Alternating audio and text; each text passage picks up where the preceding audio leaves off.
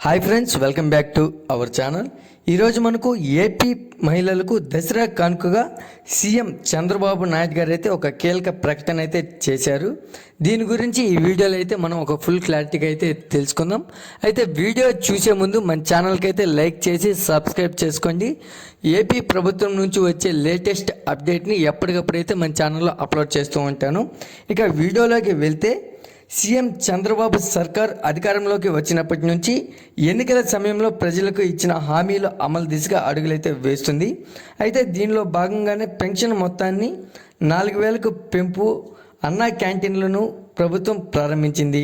అయితే దసరా మరియు దీపావళి కానుకగా మరో 2 పథకాలను అయితే ప్రారంభించబోతుంది. అయితే మనకు ఎన్నికల సమయంలో కూటమి నేతలు తాము అధికారంలోకి వస్తే మహిళలకు అయితే ఆర్టీసీ బస్సులో ఉచిత ప్రయాణం అయితే కల్పిస్తామని అయితే హామీ అయితే ఇచ్చారు.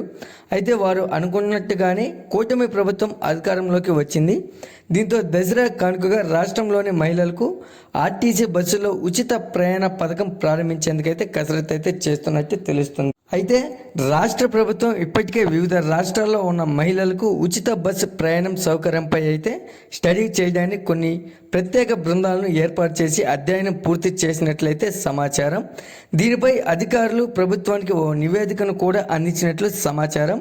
అయితే ప్రభుత్వం దీనిపై మరింత లోతుగా అధ్యయనం చేస్తున్నట్లు సంబంధిత వర్గాల నుంచి తెలుస్తుంది. అయితే మనకు రాష్ట్రంలోని మహిళలకు ఏ బస్సుల్లో ఉచిత ప్రయాణ సౌకర్యం కల్పించాలనే దానిపై అయితే ప్రభుత్వం ఇప్పటికే ఓ నిర్ణయానికి అయితే వచ్చినట్లు తెలుస్తుంది. దానికోసం ఆర్టీసీకి అయ్యే ఖర్చుకు అంచనా వేసి దాన్ని ప్రభుత్వమే భరించేలా ఏర్పాటు అయితే చేస్తుందట. అయితే మనకు కూటమి ప్రభుత్వం ఇదివరకే 3 గ్యాస్ సిలిండర్స్ అయితే పంపిణీ పథకాన్ని దీపావళి నుంచి అమలు చేస్తామని అయితే ప్రకటించింది.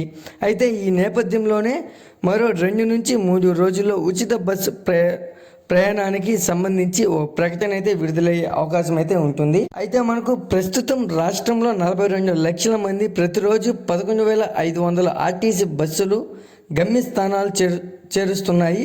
అయితే ఇందులో మహిళలు 40% వరకు ఉంటారని ఓ అంచనా అయితే వేస్తున్నారు.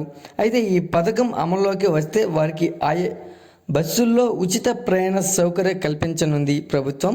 అయితే ప్రస్తుతం ఆర్టీసీ రోజుకి 13 నుంచి 16 కోట్ల వరకు ఆదాయం అయితే వస్తుంది. ఈ వీడియో కనుక నచ్చినట్లయితే లైక్ చేసి సబ్స్క్రైబ్ చేసుకోండి. మరొక లేటెస్ట్ అప్డేట్తో మీ ముందుకు తీసుకొస్తాను. Thanks for watching.